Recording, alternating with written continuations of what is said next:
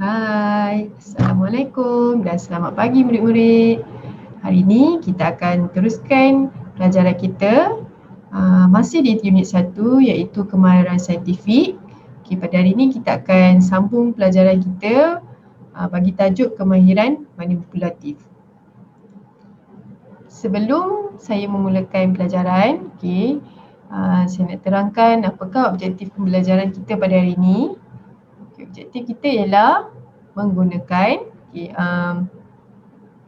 akhir pembelajaran murid dapat menyatakan cara menggunakan dan mengendalikan peralatan dan bahan sains dengan betul, mengendalikan spesimen dengan betul dan cermat, melakar spesimen, peralatan dan bahan sains dengan betul, membersihkan peralatan sains dengan cara yang betul dan menyimpan peralatan dan bahan sains dengan betul dan selamat. Memandangkan kita dalam tempoh PDPR, objektif pelajaran ialah kamu dapat menyatakan cara-cara kelima-lima cara ini dengan betul. Baiklah, untuk kriteria kejayaan, murid dapat menyatakan cara penggunaan dan pengendalian 3 peralatan dan bahan sains dengan betul ketika menjalankan penyiasatan sains. Apa dia maksud kemahiran manipulatif? Maksud kemahiran manipulatif ialah kemahiran menggunakan dan mengendalikan peralatan dan bahan sains dengan betul ketika menjalankan penyiasatan sains.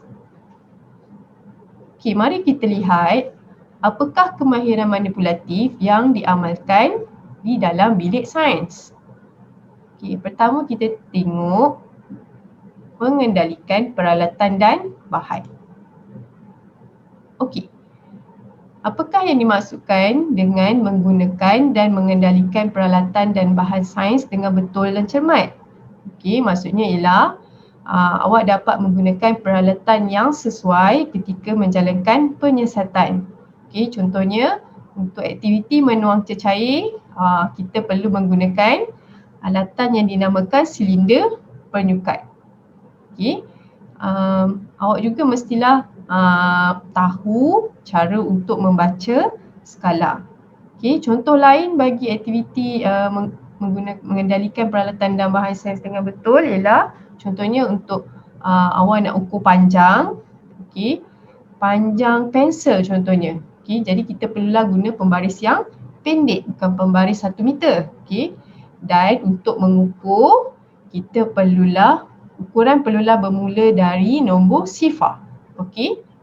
Bukannya nombor 15 ataupun nombor 16, kita bermula dari sifar. Untuk mendapatkan bacaan yang tepat. Seterusnya kita tengok kemahiran manipulatif dalam mengendalikan spesimen. Apa dia spesimen tu? Spesimen contohnya ialah hidupan, bahan hidupan atau bukan hidup yang kita gunakan dalam penyiasatan. Contoh spesimen yang selalu digunakan dalam penyiasatan sains ialah ikan, cacing, lipas atau tumbuh-tumbuhan.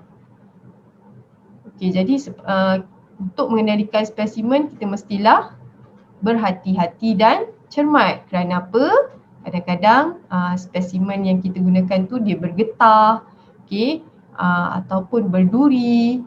Jadi sebagai langkah keselamatan kita mestilah menggunakan kita boleh gunakan sarung tangan ataupun forceps. Selepas mengendalikan spesimen, kita mestilah mencuci tangan dengan air bersih dan sabun, kemudian keringkan tangan. Jika kita dapati tangan kita terkena gigitan haiwan, kita boleh sapu antiseptik. Seterusnya kita tengok melakar spesimen, peralatan dan bahan. Melakar ni bukan seperti melukis ya. Dia macam melukis tetapi dia ada ciri-ciri. Apa maksud melakar tu? Okey. Contohnya, bila melakar spesimen ataupun peralatan dan bahan sains, biasanya kita akan lukis di kertas yang kosong. Okey, bukan kertas yang bergaris, okey, seperti buku tulis awak. Okey, bila melakar, kita mestilah melakar dalam saiz yang sesuai. Okey, tidak terlalu kecil ataupun terlalu besar. Kalau terlalu kecil, kita tak dapat lukis secara terperinci. Contoh bunga raya ni, okay, kalau kita lukis terlalu kecil, mungkin kita tak dapat lukis debunga-debunga ni dengan jelas. Okay. Melakar, okay, dalam penyiasatan sains, melakar kita tak perlu warnakan dan pastikan kita tulis tajuk dan label pada lakaran tersebut. Okay, biasanya kalau kita lukis lukisan awak di sebelah kanan, label akan semua sebelah kiri. Biasanya lah. Okay, macam ni awak tengok dalam gambar ni, lukisan di sebelah kanan, label di sebelah kiri. Ataupun kalau awak lukis sebelah kiri, label semua sebelah kanan. Okay, untuk memudahkan pembaca atau orang lain yang melihat lakaran awak. Okay, kita lihat pula membersihkan peralatan. Okey. Setiap peralatan sains yang digunakan, okay, selepas penyiasatan, kita mestilah basuh dan keringkan peralatan tersebut. Okay. Kalau contohnya tabung uji di sini, kita buang sisa-sisa cecair yang kita dah yang kita telah gunakan. Okay, gunakan berus yang sesuai untuk mencuci bahagian dalam tabung uji dan kita terbalikkan tabung uji tadi untuk pastikan semua air keluar daripada tabung uji dan dapat dikeringkan dengan cepat.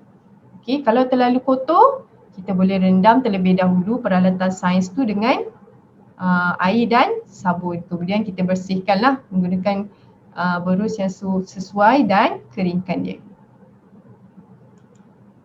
Okey, akhir sekali menyimpan peralatan dan bahan. Okey, kita mestilah menyimpan peralatan dan bahan sains dengan betul dan selamat. Okey, bahan-bahan di bilik sains ni kebanyakannya ada juga yang diperbuat daripada kaca. Jadi kita kena simpan di tempat yang selamat. Okey, betul dan selamat supaya ia tidak mudah pecah. Okey, tidak mudah terlanggar ke apa ke kan. Okey, jadi peralatan yang telah dicuci dan dikeringkan kita boleh simpan di rak ataupun di laci yang sesuai, ikut label yang sesuai. Okey, jika kamu tak dapat kenal pasti tempat mana kamu nak letak, boleh minta bantuan guru. Tak boleh suka hati je nak letak di mana-mana. Okey. Baiklah. Okey, jadi tadi kita telah belajar 5 contoh kemahiran manipulatif yang kita boleh amalkan di bilik sains. Yang pertama ialah mengendalikan peralatan dan bahan. Yang kedua, mengendalikan spesimen. Yang ketiga, melakar spesimen, peralatan dan bahan. Yang keempat, membersihkan peralatan. Dan akhir sekali, menyimpan peralatan dan bahan. Baiklah. Okay, saya harap awak boleh amalkan kemahiran manipulatif ni apabila kita dah buka sekolah nanti dan kita dapat berkunjung ke bilik sains untuk menjalankan penyiasatan sains. Baiklah, itu sahaja daripada saya. Okay, kita jumpa lagi di lain masa. Bye.